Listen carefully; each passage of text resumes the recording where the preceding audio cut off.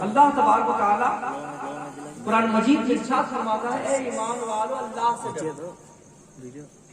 یعنی ہم کو اللہ نے ڈرنے کا حکم دیا ہے. ہم اس لیے بتا رہے ہیں کہ ہم آپ الحمدللہ مسلمان ہیں. میں یہ کہنا چاہتا ہوں کہ اللہ نے ہم پر بہت بڑا احسان کیا ہے. کیا احسان؟ کہ اللہ نے ہم کو دنیا میں نہ بھیجا، انسان بنا کر بھیجا. یہ احسان ہے. اللہ ہم کو اینٹ پتھر یا درخت کچھ نہیں بنا سکتا تھا، یا جانور کچھ نہیں بنا سکتا تھا، لیکن جتنا بھی اللہ کا شکریہ ادا کریں گے وہ کم ہے کہ اللہ نے ہم کو انسان بنا کر دنیا میں بھیجا. اچھا، یہ بھی اللہ کا احسان کہ اللہ نے ہم کو انسان بنا کر بھیجا. اس سے بھی بڑا اور احسان ہم لوگوں پر اللہ نے کیا کہ اللہ نے ہم کو مسلمان بنا کر دنیا میں.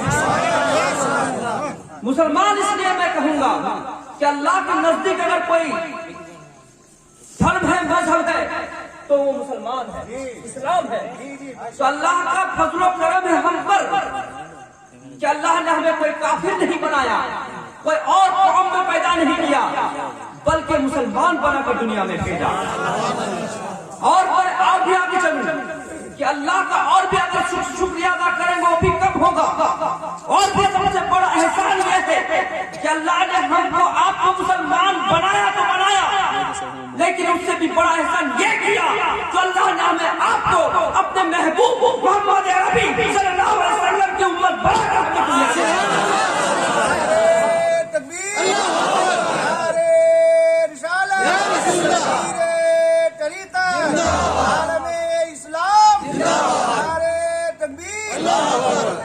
تو پتہ یہ چلا کہ اللہ کا جتنے بھی آپ شکریہ ادا کریں وہ کم ہوگا کہ اللہ نے ہم کو آپ کو انسان دنیا میں مسلمان بنا کر بھیجا، انسان بنا کر بھیجا. اور سب سے بڑا اور احسان یہ کیا کہ اللہ نے اپنے محبوب کی امت بنا کر ہمیں دنیا میں بھیجا.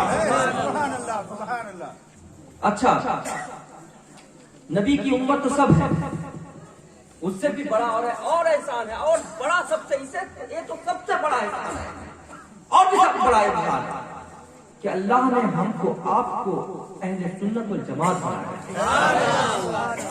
اس لیے کہ یہی ایک جماعت ہے جو سب کی محبت، سب کے اپنے دل میں سب کی محبت لے کر ہے. ہم اہل سنت والجماعت کے لوگ ہیں جو اللہ کی محبت ہمارے دل میں ہے، اللہ کے نبی کی محبت ہمارے دل میں ہے، اللہ کے نبی کے صحابہ کرام کی محبت ہمارے دل میں ہے. اور سب سے بڑی بات ہے کہ دنیا میں جتنی بزرگان دین ہیں، اولیاء کرام ہیں، اللہ کو پیارے ہیں، ان سب کی محبت ہمارے دل میں ہے. اسی کو اہل سنت والجماعت کہتے ہیں. محترم حضرات، ہمیں اللہ کا احسان ہے، اب اللہ کا ہم پر احسان ہے، لیکن اللہ نے فرمایا ہمیں کہ ایمان والو اللہ سے ڈرو.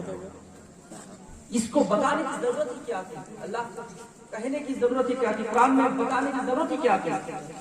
اللہ تو سب جانتا ہے کہ آپ ایسے بندے ہوں گے جو ڈر اللہ کے لیے رکھنا چاہیے، وہ ڈر نہیں رکھیں گے. کسی جو ڈر ہونا چاہیے وہ ڈر ہو. اللہ سے ایسے ڈرے جو ہر گناہ سے پہلے اگر خوف خدا رکھیں گے تو کوئی گناہ کی طرف آپ پڑھیں گے نہیں. اسی لیے کہتے ہیں کہ اللہ سے ڈریے. اور ڈر اگر ہوگا تو جب مؤذن مسجد میں اذان دے گا تو ہم آپ بیٹھ کر یہاں باتیں نہیں کریں گے، اذان سنتے ہی مسجد کی طرف دوڑیں گے. رمضان کا مہینہ آئے گا، خوف خدا جس کے دل میں ہوگا وہ کبھی بھی چائے دکان پر بیٹھ کر رمضان مہینے میں چائے نہیں پیے گا، پان کی دکان پر بیٹھ کر پان نہیں چبائے گا. جس کے دل میں خوف خدا ہوگا رمضان آتے ہی وہ رمضان مہینے کا روزہ رکھے گا. اسے کہتے خوف خدا. ایسا ڈر ہو جو ہر گناہ سے پہلے خدا کو یاد کر لے، تو وہ بندہ کبھی بھی گناہ کی طرف نہ قدم بڑھائے گا، قدم نہیں بڑھائے گا۔ اور جب وہ انسان گناہ کی طرف نہیں بڑھیں گے تو اللہ کو بھی پیارے ہوں گے، اللہ کے رسول کو بھی وہ پیارے ہوں گے۔ محترم حضرات، میں ایک بات آپ کو بتانا چاہتا ہوں، دیکھیے ہم اللہ کو راضی کرنے میں نہیں ہیں، بلکہ اپنے آپ کو راضی کرنے میں لگے رہتے ہیں، اپنے نفس کو راضی کرنے میں لگے رہتے ہیں۔ ہمارا نفس جو کہتا ہے وہی کرتے ہیں، لیکن ہونا یہی چاہیے کہ نفس سے دشمنی کرے اور اللہ کے رسول سے محبت کرے۔ یہی تو سچے بندے ہوتے ہیں جو اپنے نفس سے دشمنی رکھتے ہیں۔ میں ایک بزرگ کا واقعہ میں سامنے آپ کے سامنے رکھ دوں، جو نفس سے دشمنی کسے کہتے ہیں۔ اگر ایک بات آپ سن لیجیے، اگر آپ اپنے نفس کو راضی رکھیں گے نا تو جو آپ کا نفس کہے گا وہی آپ کریں گے، اور نفس ہمیشہ زیادہ سے زیادہ وہ شیطان کے قبضے میں آ جاتا ہے۔ تو شیطان کیا کرتا ہے، نفس کو کہتا ہے کہ غلط کام کر، تو وہ نفس اسی کی طرف جاتا ہے۔ جب نفس جائے گا تو ہم بھی اسی طرف جائیں گے، سمجھے؟ جب نفس شیطان کہے گا نفس کو کہ شراب پی تو ہم شراب پینے جائیں گے، تو نفس کو پہلے وہ بہکاتا ہے۔ تو جب انسان نفس کو اپنا دشمن بنا لے گا نا تو کبھی بھی اس کی بہکاوے میں، شیطان کے بہکاوے میں نہیں آئے گا۔ ایک بزرگ کا واقعہ ہے، دیکھ لیجیے، بس اسی کو بول کے ختم کرنا چاہتا ہوں، زیادہ رات بھی نہیں کرنی ہے۔ ایک بزرگ فرماتے ہیں کہ میں توبہ کرنے سے پہلے بہت شراب پیتا تھا۔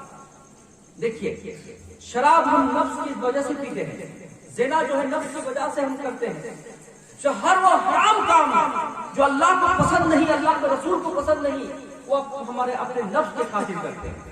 تو بزرگ کرتے ہیں کہ میں بہت شراب پیتا تھا، اتنی شراب میں پیتا تھا کہ میں اس کے بغیر رہ نہیں سکتا۔ ایک ایسی رات، تو روزانہ رات کو میں شراب پیتا تھا، لیکن ایسی ایک رات آئی تو شب قدر ہو یا شب برات ہو، ایک پاکیزہ رات تھی، تو اسی رات کو میں شراب پینے بھی چلا گیا، بازار میں چلا گیا، تو اس رات کی وجہ سے دکان سب بند تھی۔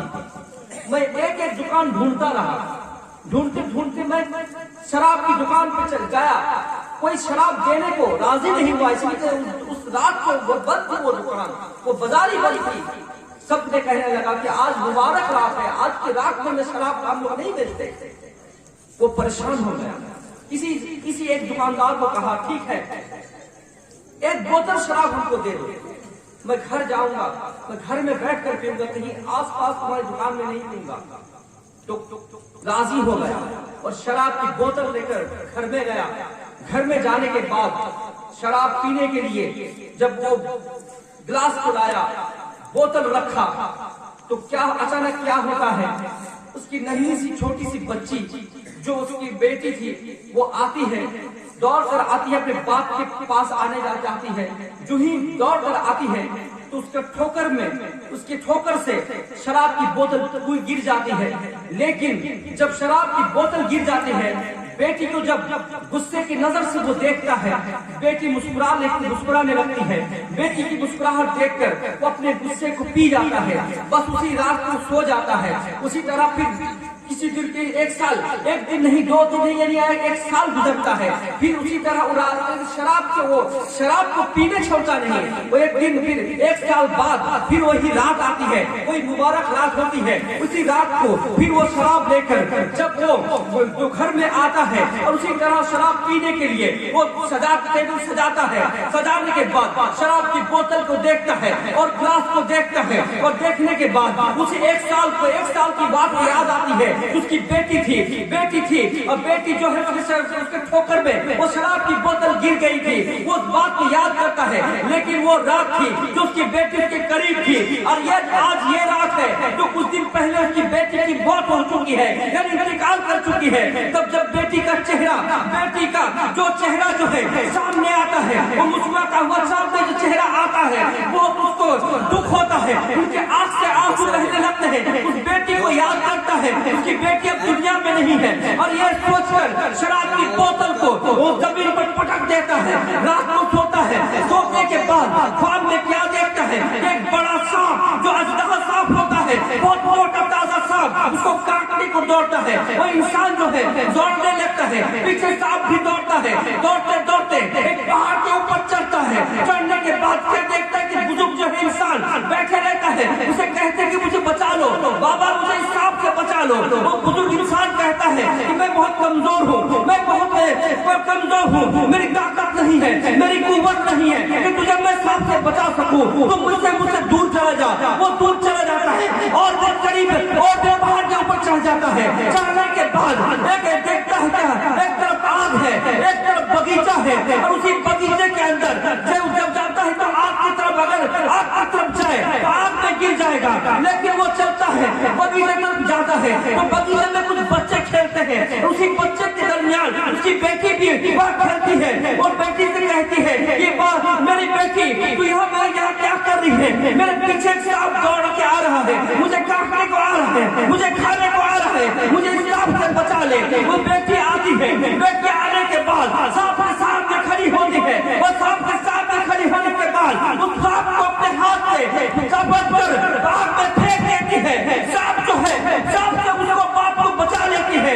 बेटी से कहती है, बेटी कहते हैं, बेटी से उसका बाप कहता है कि बेटी तुझको ये ताकत आई कहाँ से? वो बेटी जवाब देती है, ये ताकत और कहीं से नहीं आई, बल्कि अल्लाह की तरफ से ये ताकत आई है। अल्लाह ने हमें वो ताकत दी है जो मैं सांप का मुकाबला कर चुकी हूँ, मैं सांप का मुकाबला कर चुकी हूँ। वो बेटी कहती है, बब्बू जान अब बताइए, आपने पहचाना जो वो सांप था, वो सांप कौन था? वो जो बुजुर्ग आप जिससे मददगार रहते, वो बुजुर्ग जो रास्ते में आपसे मिले थे, वो बुजुर्ग कौन थे? वो बाप कहता है मैंने नहीं पहचाना। कहते हैं वो बुजुर्ग जो है आपके पास रूह है, सांप को आपने पहचाना नहीं, सांप जो है आपका नफ्स है, आपने शराब उसको पिलाया, गलत काम किया, इतनी शराब पिलाया, इतना गलत काम आपसे कराया कि आपसे ज्यादा ताकतवर हो गया, आपसे ज्यादा कुव्वत वाला हो गया। इसी वजह से आप आपका मुकाबला नहीं कर सके, आप सांप से लड़ नहीं सके। अगर आप नफ्स को उसी नफ्स की बात पर नहीं आते तो सांप तो क्या दुनिया के हर चीज का मुकाबला आप करते थे। नारे तकबीर, अल्लाहू अकबर, नारे तकबीर, नारे रिसाला, सैयद शाह सैफुल हुसैन बुखारी, सैयद शाह सैफुल हुसैन बुखारी, पीर का दामन, नारे तकबीर, नारे रिसाला। तो आप पता चला कि जो इंसान नफ्स के कहे हुए चलेगा, वो नफ्स के मुकाबला नहीं कर सकता, बल्कि नफ्स उसको जहन्नम की तरफ ले जाएगा। उसी रात उसकी आँख खुल जाती है, आँख खुलने के बाद अल्लाह की बारगाह में तौबा करता है। उसकी बेटी कहती है, कहती है जब तू जान आज से आप शराब से तौबा कर लीजिए, आप गलत काम से तौबा कर लीजिए। अगर आप गलत काम से तौबा कर लीजिएगा तो अल्लाह भी आपके राजी होगा, अल्लाह के रसूल भी आपके राजी होंगे। इंसान जब अल्लाह को राजी करता है, अल्लाह के रसूल को राजी करता है, और दुनिया में कामयाब रहता है और आखिरत में वो कामयाब रहता है। तो बुजुर्ग कहते हैं कि सुबह होते ही मैं शराब से तौबा कर लेता हूँ, और मेरा नफ्स जो मुझे कहता था मैं उसका उल्टा करता था। नफ्स अगर कहता था खा तो मैं खा, 3 दिन से मैं खाता नहीं था। नफ्स कहता था पी तो कई दिन से मैं प्यासा रहता था। तो इसी वजह से बुजुर्ग कहते हैं कि अल्लाह ने मेरे जो है मुझको ऐसा मर्तबा कर दिया कि मैं दुनिया में जो मांगता था अल्लाह वही अता फरमा देगा। इसी को कहते हैं अल्लाह वाले। जो नफ्स को अपना गुलाम बनाता है, अल्लाह से डरिए और नफ्स को अपना दुश्मन बनाइए। नफ्स चाहेगा कि आप नमाज ना पढ़े तो ज्यादा से ज्यादा नमाज पढ़े। नफ्स चाहेगा कि रोजा ना रखे तो आप रोजा रखे। ये रमजान महीना आ रहा है, आपसे तमाम लोगों से मेरी गुजारिश है कि जो लोग बेनमाजी हैं وہ نماز پڑھنا شروع کر دے. جو لوگ روزے رکھتے نہیں رمضان مہینہ میں ضرور روزے رکھیں تاکہ آپ ہم اہل سنت والجماعت کے لوگ ہیں جو ہم کو دیکھ کر قبر میں میرے سرکار خوش ہو جائے, سرکار راضی ہو جائے. آپ جانتے ہیں ہمارا ایمان اور عقیدہ ہے کہ قبر میں میرے سرکار تشریف لائیں گے, ہے نا, سب جانتے ہیں ہمارا عقیدہ ہے, ہمارا ایمان ہے, کوئی مانے نہ مانے, لیکن اہل سنت والجماعت کا ایمان اور عقیدہ ہے کہ قبر میں آقا تشریف لائیں گے. جب قبر میں آقا تشریف لائیں گے, ہم جب قبر میں پہنچیں گے تو ہمارا چہرے کو دیکھ کر میرے سرکار مسکرا اٹھے, میرے سرکار راضی ہو جائے. جب میرے سرکار مسکرا اٹھیں گے تو فرشتے بھی آپ سے سوال کرنے کی ہمت نہیں کریں گے, اس لیے کہ جو فرشتے سرکار کے غلام ہیں, اللہ نے وہ مقام عطا کیا ہے میرے سرکار کو کہ اللہ نے تمام جہانوں کے مالک بنا کر دنیا میں بھیجا ہے. تو یہاں کے بھی مالک ہے اور وہاں کے بھی وہ مالک ہے. تو سرکار کو راضی رکھے, سرکار کو خوش کرے. میرے نبی خوش تو سب خوش, میرے نبی راضی تو اللہ بھی راضی, جو اللہ جس سے اللہ راضی اس سے ستارہ پوری دنیا اس سے راضی.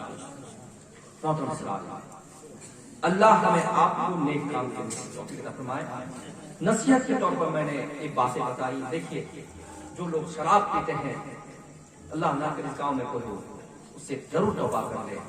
یہ ہم کو جہنم کی طرف لے جائے گا, یہ راستہ ہمارا جہنم کی طرف جائے گا.